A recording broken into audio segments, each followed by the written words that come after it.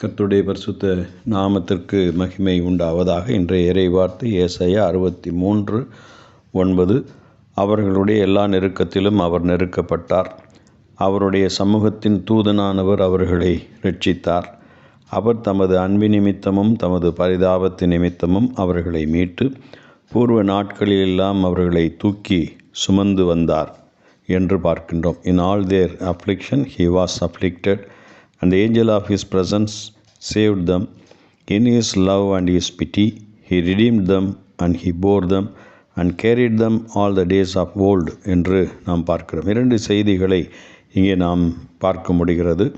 ஒன்று, நெருக்கப்படுகிற இஸ்ரவேல் மக்களை கர்த்தருடைய தூதனானவர், அவருடைய சமூகத்தின் தூதனானவர் ரட்சித்தார் என்று பார்க்கின்றோம்.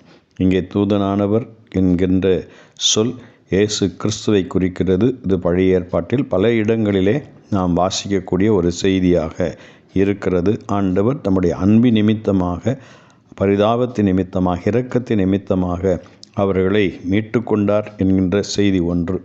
இரண்டாவது, அவர்கள் நடக்க முடியாது சோர்ந்து போய் இருக்கின்ற நேரங்களிலே கர்த்தரே அவர்களை தோள்மேல் தூக்கி சுமந்து வந்தார் என்று நாம் வாசிக்கிறோம்.